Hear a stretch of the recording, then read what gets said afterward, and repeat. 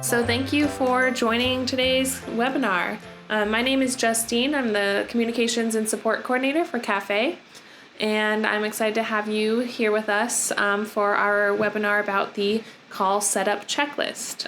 A few of the key items we'll cover is requesting a new call, setting up the event information, building the application, and setting up the entry fees. So before we dive into the call setup checklist, I will show you where you can find this PDF, which gives me the opportunity, like I said, to show you the brand new Help Center. So instead of having various documents and user guides, we have compiled all of our help materials into one place on our website. So if you're in CaFÉ logged in as an administrator, you can find the Help Center by clicking on the Help tab. This will open a new tab that'll take you to our website and the home page for the Administrator Help Center. So far, we have 12 different sections that include help guides for each portion of the call process. The top three, call setup, application management, and the jury process, are the main three user guides for how to collect submissions, manage those entries, and conduct your review. So those will be the three most common ones that you use to either refresh your memory, or if you're new with us, these are the ones that will help you get going with your call. We also have information about how to wrap up your call, so this includes information about how to email artists the jury results and how to make it so that the artist can archive the entries once you're done with them. And information about the reports you can pull, as well as information about how to reserve an e-blast. Next, we've got a list of frequently asked questions and the answers to them, information about the two different jury types we have that explains how you can choose the right one and some examples. And we've also got our list of previous CaFÉ webinars here, so you can go here to view any of the past recordings and learn using video if those guides if you need a little more visual instruction. And then finally, you'll see the sections to take you to the Artist Help Center. So how artists can apply, that'll be useful that you can send to artists that you may know if they haven't used CaFÉ before. And this is the guide that you can help that's help for jurors, so you can send them this guide and that will help them walk through the process of how to score entries. And then finally, we have the contact form, so you can use this to submit a help ticket, or you can use our email, or you can use the ticket form on the CaFÉ administrator dashboard. So that's the Help Center so far. We'll be adding different topics as we see fit, so just keep a lookout, and this is the new Help Center, so we're excited to show you. I'll peek into one of these now since we'll be using it. When you click on the sections, oh, and another thing I'll point out is that you can use a search feature here too on one of the pages. Just use this search CaFÉ bar and you can search the CaFÉ website for more specific topics and be taken to their pages. So then, as you can see on this page, we've got the information that walks you through how to set up your call. And information about the different fields and what they mean. If you encounter a screenshot like this with the blue check plus signs, you can hover over them to view what the different fields mean. So this is, we hope it's just a little bit more user friendly. So feel free to browse through it and let us know what you think. And now I'll show you where you can locate the call setup checklist PDF, which we'll be using today.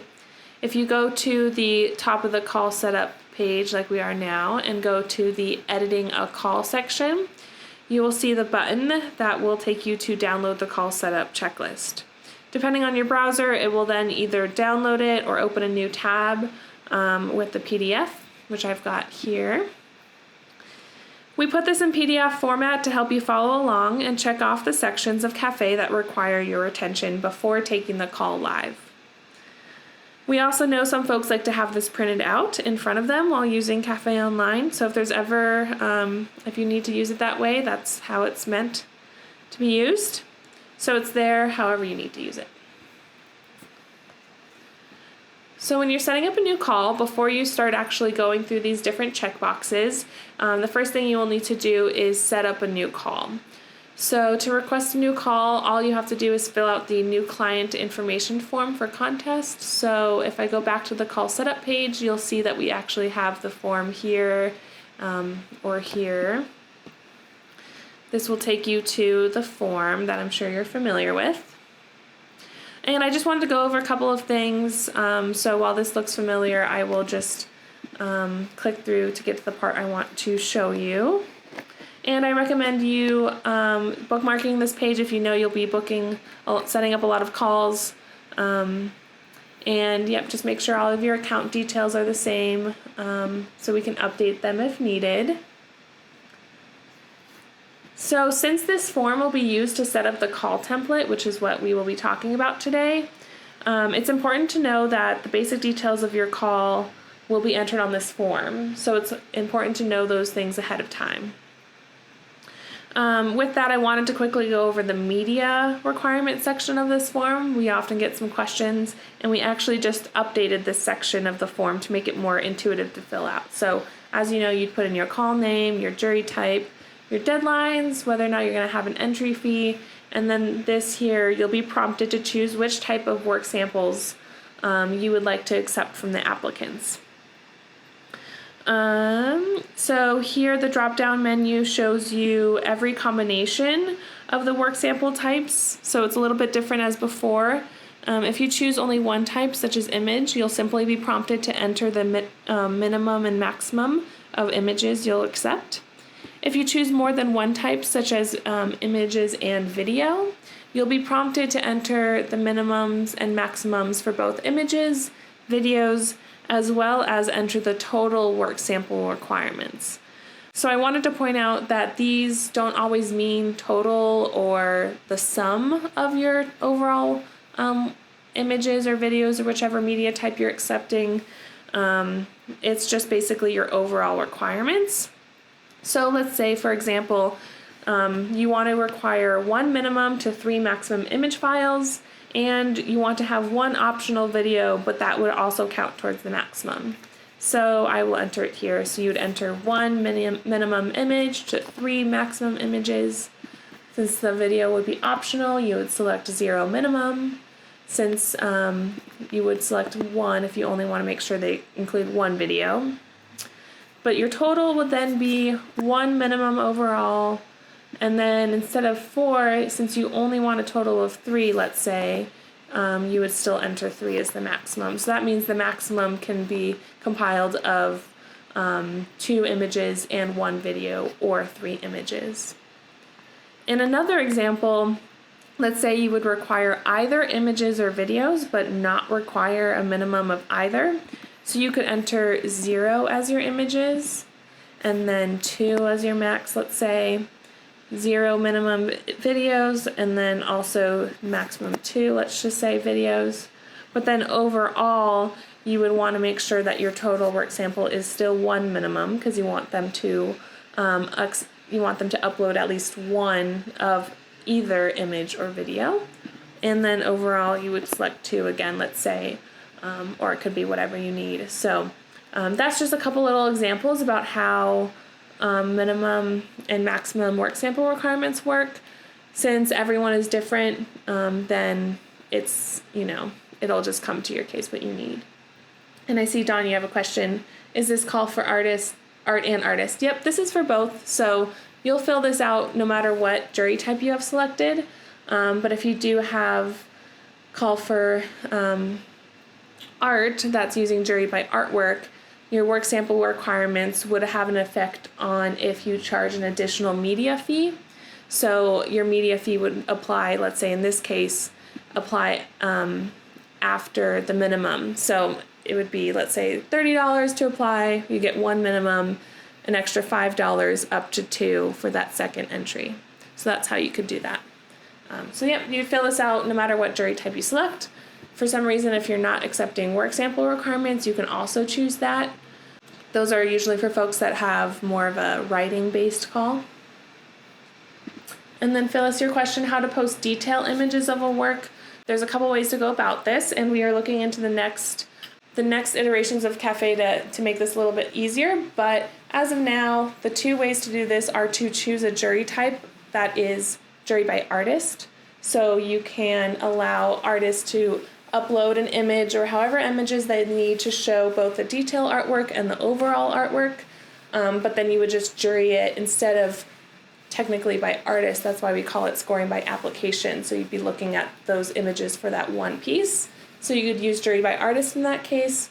The other option is to keep it at jury by art, allow the artist to submit maybe just a maximum one detail image in addition to their overall image, and then when they jury, you would just instruct your jurors to score the overall piece the same that they scored the detail piece so that there's no confusion. So if you have any questions about how to set that up, feel free to contact us and we'll walk you through it.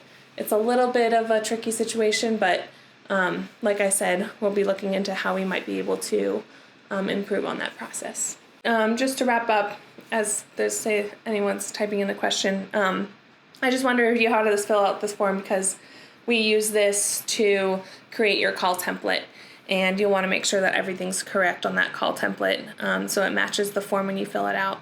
But I'll show you where to check that. The media blast question. The promotional e-blast. I'm assuming you're talking about this. So that's the service that we offer, and you can find information about this in the Reserve and e-blast section of the Help Center.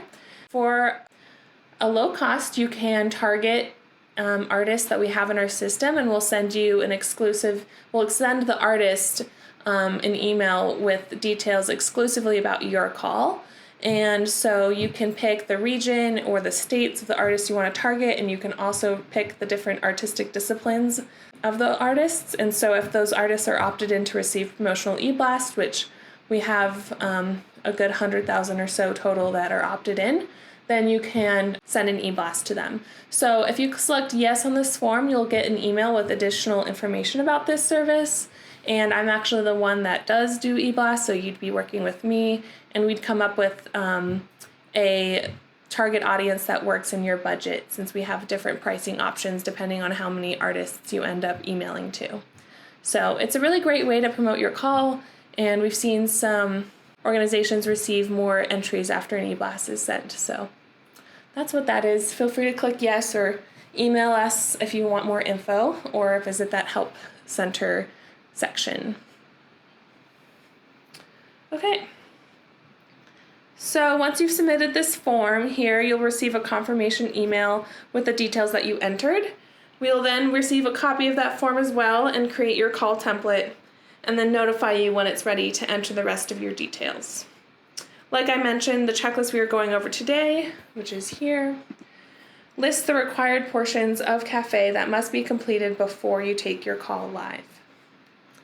And I will be going over what is on this checklist, but just know it does not reflect everything that you may be doing on CaFÉ, as there's other features and fields you may use depending on your type of call. This checklist shows you the minimum requirements for a call. The first step of this checklist is to set up the event information page. Here we're on the event information tab. This is where you'll input the details of your call, your organization, and set up the application deadline. Let's go to our checklist. So on our checklist, we've got first the front end status. Oh, and before I get to that, I will say that some of these fields will already be filled out because they're required for us to set up the call, so just make sure that they're right. So yes, the first checkbox is the front end status here. You'll want to make sure it will be disabled when you first come to your call, and then you'll want to set up all the details before you set it active. You only take it active when you're completely ready to take your call live. When you set your front end status to active and save the page, you will then see the URL listing here. And that you could use to share or add it on your website to direct artists to your call details page. And then next on our checklist is the short description. This should be a short summary of your prospectus and is what the artist will see on the call listings page. This is important to have to convince artists to read more information about your call and apply. It's also used for those promotional e-blasts I talked about, So we use this short description in the body of that message if you choose. You can also customize it, but we start with the short description to be used for that e-blast. And then another thing to note about the short description is that if you use the preview function at the bottom of this page, you won't be able to see the preview of the short description. This is because the preview shows you your call details page, which includes your long description, not your short description. So to view the short description as it would appear to artists, what you could do is take your call live temporarily and then go to our call details page or listings page, which I have here. This is the list of all the call entries or the call listings. And then you can view your short description. So that's how you can preview that. You can see where it might cut off. It allows many more characters than I have here, but this is just short. The artist would then click more info to be taken to the page where they would see the long description, which I'll talk about next. So the long description here is the second text box. This explains in full details your call's prospectus. Not only do you want to summarize the call itself, so you might copy your short description as well just to get that introduction there. You'll also want to outline your submission requirements and instructions for the artist applying to your call. So the most common details included are your call and event timeline, entry fees, potential prizes or awards offered, info about the juror, and then most importantly, the submission requirements, including how many work samples are accepted, the type of media accepted, and then maybe presentation, sales info, drop-off info, things like that. So you should tailor this to your call, obviously, but those are the kinds of details the artists are looking for when they visit your call details page. I would also add that this is the place where we suggest you include information about how your call is operating in this COVID world we're living in right now. Artists will be looking for details about whether the call is in person, if it's virtual, or maybe both. If it's in person, artists may then seek info about a backup plan in case the physical exhibition is postponed, moved, or canceled. And then speaking of cancellations, since unexpected things have happened and may continue to happen, this is where we ask that you post any updates to your call's timeline or changes to your event. You may also include information about refunds. So this is because even if the call is closed, the artist still may return to their call details page. They can access it if they've applied to the event after the deadline. So they may return to this page at any point to see if there's information about a canceled event or refunds or things like that. So that's why we ask you to use this long description as the space to include updates about anything, in addition to emailing and contacting those received artists as well directly. So like I've been showing you the preview, I do recommend that you look and make sure that your long description displays the way you want it to, and that you have everything that you need.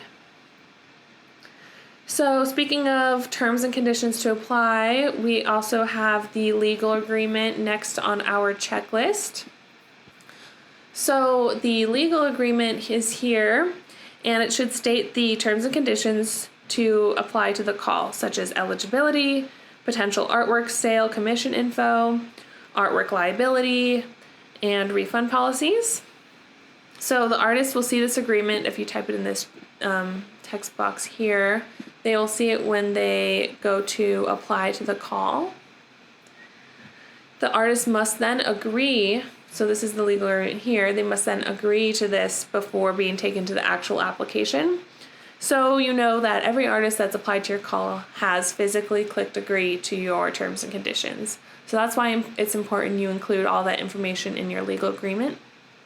If you need any sample legal agreement text, we always recommend just going and peeking at other calls that are on our call listings page and to see what other folks have used as their legal agreement and tailor it to your needs. Let's check our checklist. Where are we at? All right, the deadline. So the application deadline is next, even though there are other things on this page you might pay attention to. The application deadline date will be entered by our team when we set up your call, but you'll want to make sure that it's correct. I do want to point out though that if we are still waiting for payment for those call module fees when you first set up your call, this deadline date would be set to the year prior. So right now it would be set to 2019 if you have yet to pay. So this is not an error, but instead an indication to our team that the call is not paid for yet. So you'll still be able to edit all the details of your call. You'll still be able to go through, build your application, do everything you need to do. And then when you pay the invoice, we will go in, and adjust this to the correct date, and that will allow you to take your call live. If you are auto-deducting your application module fees from your entry fee revenue, you shouldn't have to worry about this. It should already be set to the current year. Just go ahead and double check, and if it's not, reach out to us and we will fix it accordingly. So then once the date is set to the correct time, you can also, or the correct year, you could also then change it by the date if you need to. So once it's unlocked to you, you can go ahead and change if needed. So the next on our checklist is the jury type. So this basically makes sure that you have the correct one selected. So you'll see the jury type at the bottom of your event information tab, and you'll see the jury type.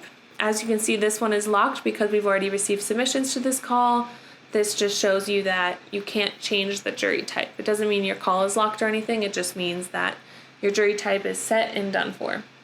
Again, just make sure it's correct, that you've entered it the same, that we've entered it the same as you put it on the call form. Sometimes, things happen and we accidentally select the wrong one. So it's important that you verify that. And then next on the checklist, it describes the confirmation deadline feature and the invitational feature here. We want to make sure that you've set these to disabled if you're not using them. The invitational feature, when active, hides your call from the call listings page and makes it private. We've got it private here since this is our demo call. So you want to make sure if you don't want it private, that you click disabled. And if you are using it, it's active and you've entered a password, and this password is the one that will be used to find your call on the listings page. So then the confirmation deadline feature is another thing that leave as disabled unless you're using it. What this is allows you to set up an additional fee for your invited artists. So after the jury process, your invited artist could go back to make sure to accept or reject their invitation, and then if they accept, you can ask them to pay an additional participation or handling fee. When you're first setting up your call, even if you plan to use this feature after your jury is done, you may as well just leave this as disabled to avoid any confusion.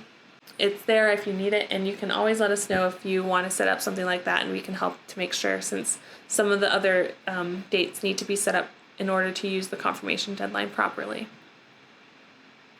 Alright, so the last item on our checklist, which I've already talked about, is the preview application description. So like I said before, you can click on this to be taken to a preview of the call details page to see what it'll look like to the artist. We highly recommend that you use this preview to verify all your details are correct. You can review your media sample requirements. You can review the deadline date here, any of the contact information here, and make sure that it's all looking good. And then before we move on, I will also let you know that before you go to the next tab or before you walk away from your computer here, just make sure to save any changes you make to the form. In fact, I recommend clicking save after completing each of those checklist items. This will ensure everything is saved along the way and that you don't lose any work. So as you're checking things off here, you would also just click save to make sure it saves. The next step we have to setting up your call is to build your application. This takes place, as you'd expect, in the Application Editor tab of the call editor.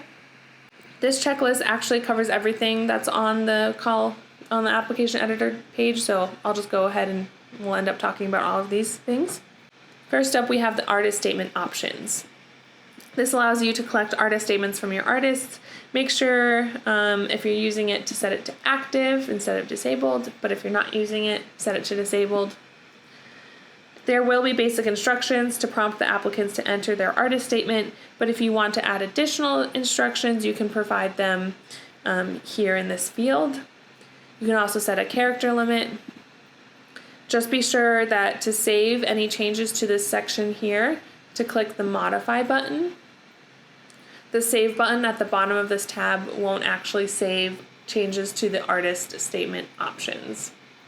So it's really important that you use the Modify button. Next, we have the Application Custom Questions. This table here is where you will build out the form questions that you want artists to answer. Note that this is not where you will request the images from artists. It's only for supplemental material that you need artists to fill out as their application. We've got specific instructions in our Help Center at the Help tab. And we also have a webinar about it on our YouTube channel that goes in depth on the different question types and things like that. I will quickly go over though how to set up one of the questions just to show you the process. When you first add one, you'll type in the title. This title here is only internal, and the artist won't be able to see what you enter in your title here. It's just a reference for what the question is. You choose your question type here, whether it's checkboxes, radio buttons, or a text box. If you use a radio button or a checkbox, you would enter how many answer options you'll have here. And then when you're ready to build the question, you'll click Build New Question. So then you'll see the title again here. And then this is the text box where you'll actually type out your question. And then the second text box here will include additional information if you choose that will be in the form of a help bubble. So it's just extra instructional text. You may also see some other options here, so you can change the order on the page, or you can hide it from the jurors, things like that. And then when you're ready, make sure to click Create Question to save that question. And it'll be here on the form for you. I've mentioned this in webinars before, but a common mistake is entering a title but not entering the question. So it will actually be then a blank text box or a blank checkbox for the artist, and they won't actually be able to know what they need to answer. So if that's ever the case for you, just make sure you go through each question and make sure you can click Edit to go back to this page, and make sure you have your question typed in this text box here. And then you can update question to go back. Next on our checklist and our application editor tab is the categories editor. The categories editor allows you to create categories to organize your entries. So make sure you only set it to active if you plan to use it. If you set it to active but you don't actually create categories, this will actually have a couple different effects on your call and will actually make it so that the artist can't finish their applications. So if you're not using it, make sure it's disabled. Click Go to actually save that setting. If you activate this section, you would just enter the names of the categories in these fields. You can click Add Category to add a new field. Click Edit to save changes to anything that you do here. So then the next thing on our checklist is to confirm the quantities of your range of images. So this is the media requirements, like I was talking about on the form, the new call form. You'd want to make sure that this is entered in here the same way you had entered it on the form. Or if you need to make any changes, check here first to see what we've got, and then email us if you need to make any changes, because as you can see, you can't actually edit this portion of the call editor. This is because it has an effect on the entry fee revenue, and it also has an effect on what artists can and cannot submit. So we just ask that you reach out to us, and we'd be happy to update this if needed. That's what you've got there, but just make sure it looks the same as you submitted it. And then since we sometimes get questions about this, I'll just mention that this display setting here where it says X number of media files per row, this is only applicable to jury by artist calls when the art samples are grouped together on each application. When you or your jurors view the thumbnail images, this actually just determines how many thumbnails are sorted in a row. So if you choose 3, it would be 3 thumbnails in a row, and then down below the next 3 thumbnails, depending on how many images you accept. But you can just leave it at the default too, or if you are accepting a lot of media, then maybe you would change that. All right, and then last on this step of our checklist, we've got the preview application questions. So once again, we want to make sure that you are happy with how the application looks.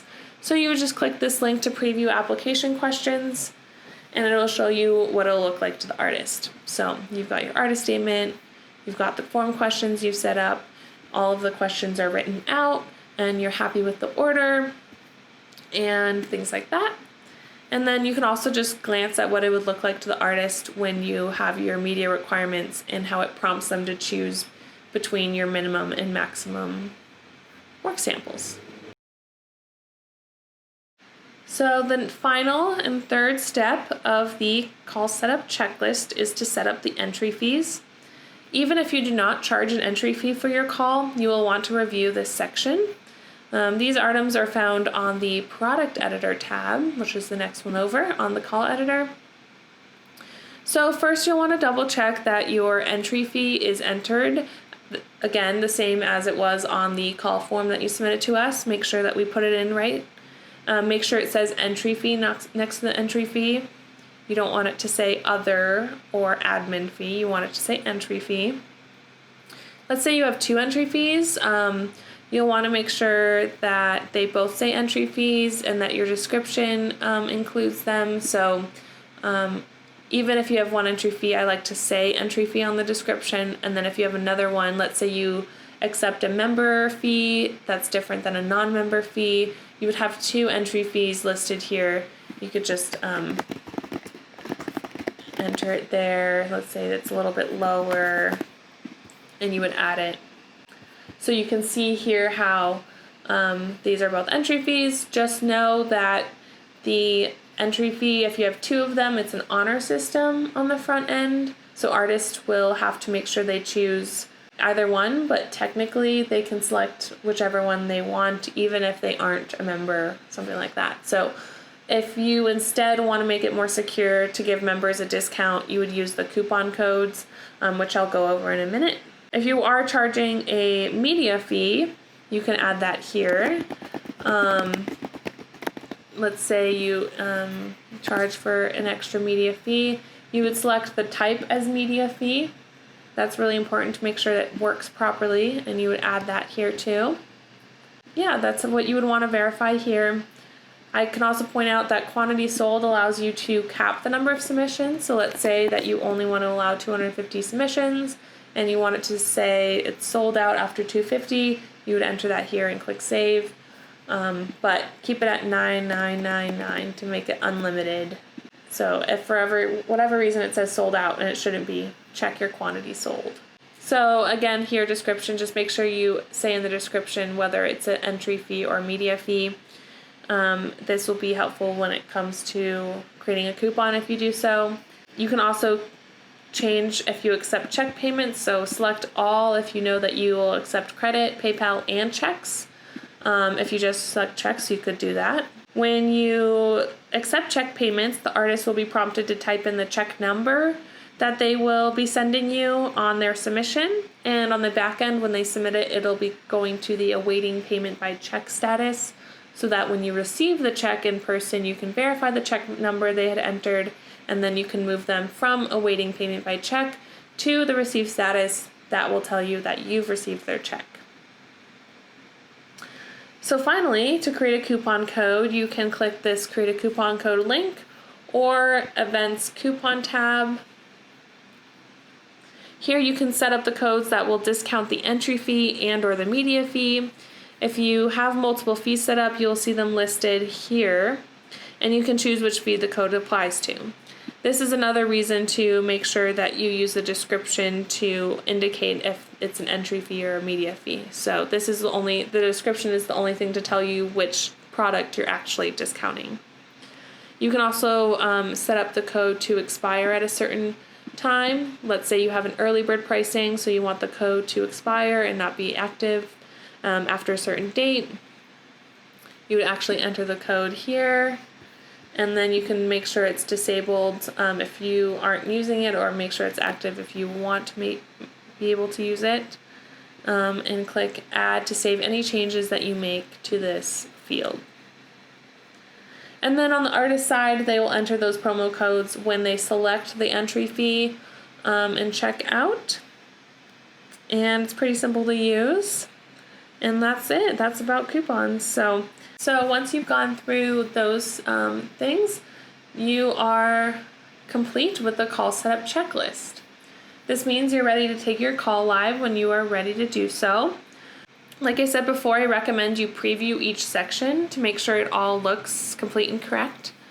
You can bookmark this checklist and make sure that you're checking off each step to make sure you've got it all. This ensures a smooth application process for your artists and a smooth management process for you once you start receiving submissions. This concludes our main portion of the webinar. I hope you learned most important elements of setting your call and feel better about knowing what is needed to take your call live.